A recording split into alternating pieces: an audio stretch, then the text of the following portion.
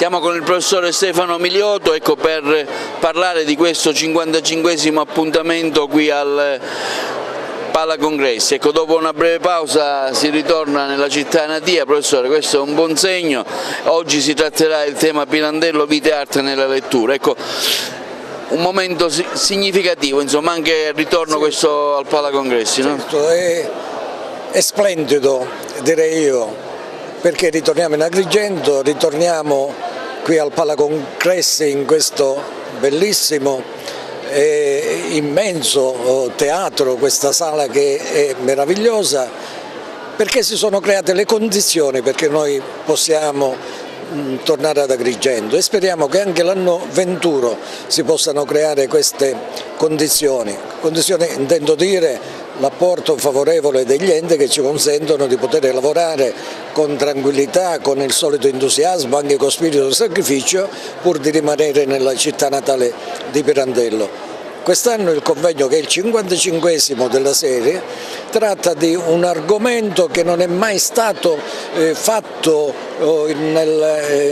negli studi pirandelliani, cioè affrontiamo lo studio degli epistolari pirandelliani in modo organico e coeso, tant'è che noi abbiamo già pubblicato il libro degli atti e da solo parla di questa importante riflessione sulle lettere di Pirandello, che sono oltre che un documento di vita, cioè in cui troviamo Pirandello uomo, ma anche un Pirandello artista, perché affronta i problemi della sua arte, della sua ispirazione, della sua estetica, della sua riflessione, del pensiero sulla vita, ma anche sull'arte. Sono dei veri e propri documenti, monumenti, come è stato definito proprio stamattina in una delle belle relazioni tenute dai professori Tessari e Alonce, di fronte a questo pubblico di studenti che ci sembra veramente interessato. L'argomento è nuovo e ci fa trovare un Pirandello che di per sé è imprendibile, nonostante anni di critica, anni di critica pirandelliana e di riflessione della sua opera. Ecco perché noi siamo particolarmente soddisfatti di avere portato alla luce e quindi invitato a tutti gli studiosi per primi ad avvicinarsi a queste lettere pirandelliane, che a volte sono dei veri e propri opere d'arte da avvicinare senz'altro alle novelle. 55esimo convegno internazionale di studi pirandelliani al Palacongresso dal 1° al 3 dicembre. Il tema trattato quest'anno è Pirandello, vita e arte nelle lettere. Ecco, ne parliamo con un qualificato esponente, il professor Pasquale Guadagnella, che viene addirittura dall'Università di Bari. Il suo intervento verterà su Autoritratto di giovane forestiero melanconico Luigi Pirandello e le lettere da Bonn. Ecco, come valuta intanto questa iniziativa e una sintesi di ciò che sarà il suo intervento, professore?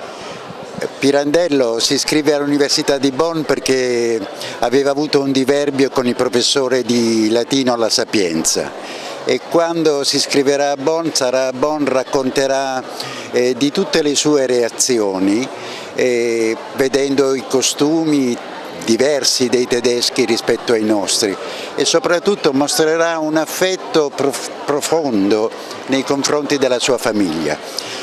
Voglio soltanto sottolineare questo aspetto, che c'è uno scambio di fiori tra la sorella e Luigi Pirandello. La sorella manda dei fiori da Agrigento perché potesse custodirli ricordando la sua terra lontana. Questo è fondamentale, a testimonianza di un rapporto di lontananza, però che la lettera rende vicina nei sentimenti e negli affetti. Come valuta questa iniziativa che ritorna qua ad Agrigento dopo una breve pausa? Se posso dirlo da pugliese, io sono commosso quando vedo che è stata ripresa la consuetudine di tenere i convegni pirandelliani nella città in cui è nato e con cui ha avuto un rapporto così complesso, ricordando quel fiore di cui parlavo poco fa.